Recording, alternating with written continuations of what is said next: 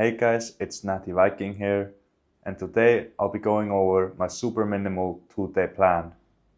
I've given up on stretching, so I didn't need to take those in account making this plan. I wasn't really enjoying training anymore, so I decided to dial it back. And I mean way back. 2 months ago I was doing more than 100 sets a week, and now I'm down to 22. Before, my shortest workout wasn't even under 20 sets. And now I'm doing 10 sets on day 1 and 12 on day 2. I went into the plan with the mindset that the plan would probably not be enough to maintain my muscle. I'm now at 92 kg, and a month ago I was at 100, and I'm still losing weight. I've probably lost some muscle, but nothing drastic. This is the best I've looked in a long time, since I haven't been this lean in 2 years. And it's also been a long time since I've enjoyed training as much as I'm doing now, despite the lack of progress. So without further ado, let's get into it. The plan consists of only 2 days, a full body day and an upper day. There's no set day of which I am supposed to perform the workouts on. I simply go in when I feel like it. Yesterday, on Sunday for example, I hit full body, even though I hit it last time on Monday that week. I haven't decided on the maximum amount of days that I should or shouldn't rest, and I don't think I will, which could mean that 1 week I go only once, and another week I go 3 times. But I imagine myself going about 2 times a week on average. But I don't only get to choose what days I want to go to the gym.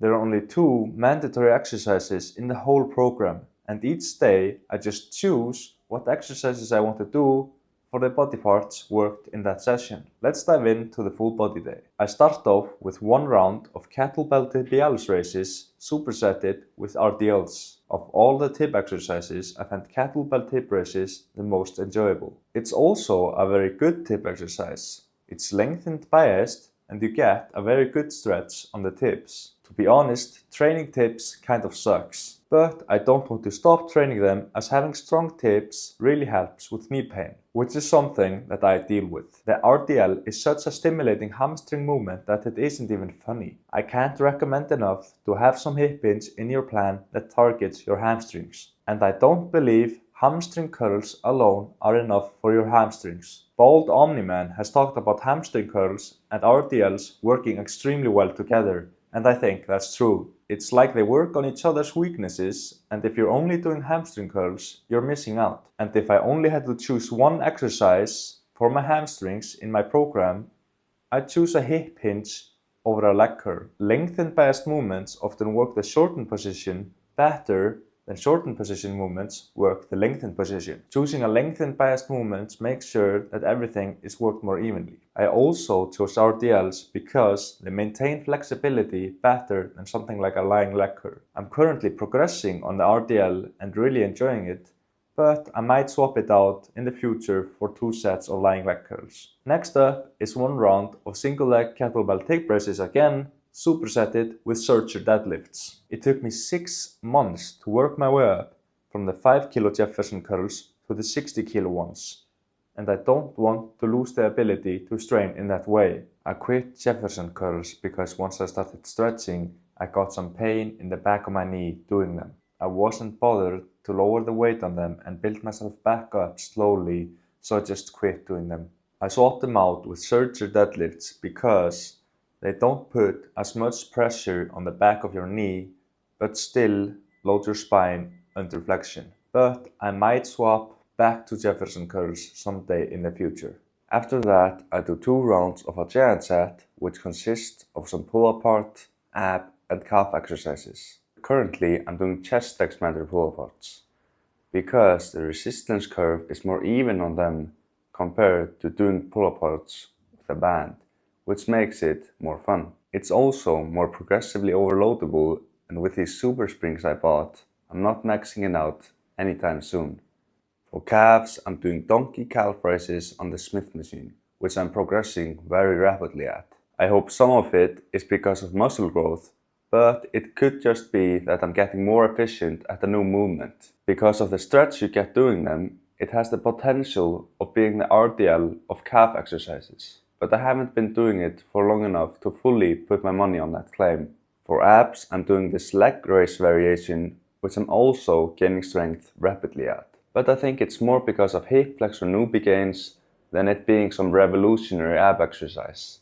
Besides that, I still think it's good, because you're tilting your pelvis posteriorly to get the weight up, which is usually performed by the lower abs. I'm pretty sure that having bent legs and scooping yourself up into a ball makes it tax your hip flexors and quads less at the top compared to a straight leg variation. And once you reach failure with the scooping knee raises, you can go beyond failure with traditional knee raises. That's the full body workout done. At 10 total sets or 4 supersets, and I could probably finish it in under 40 minutes. But it's only done if I want it to be done. If I want to do more, I can either do some exercises that I think of that I will usually superset, or read off my long list of fun exercises that I like. What will be written down in the description is only the minimum, and if I feel like doing more, I'll do more. Last Sunday, for example, I ended the day with 2 rounds of Pinwheel Curls supersetted with Tricep Pushdowns, and a single round of the dip machine supersetted with barbell curls, and a single round of the dip machine again supersetted with alternating dumbbell curls. And it was so fun just walking around and completely freestyling it. I of course in the back of my mind intentionally chose to train arms, because as you will see later in the video, that the plan doesn't include any arm isolations. But I want to try keeping it as process focused as possible and just going in and having fun. Let's move on to the upper day. The upper day starts off with 2 rounds of a lat exercise supersetted with OHB. I've written down neutral grip pull-ups as the lat exercise, which I've currently really been enjoying. I feel like you don't have to force as much pulling leaned back with an open elbow compared to something like a neutral grip lat pull down, which I find to shift more of the tension from the biceps to the lats. And OHB is first of all a pretty fun exercise, and secondly, I think it has some shoulder health benefits. I'm pretty sure it's from the protraction that happens at the top, or the weight on the muscles that are used in the protraction function, which in turn stimulates them, and helps with strengthening a weak link that isn't sufficiently stimulated with most traditional bodybuilding movements. Then I move on to 2 rounds of a chest exercise supersetted with a forearm flexor exercise. For the chest exercise, I've chosen deep range dips, which I didn't have the mobility to do at all 2 years ago.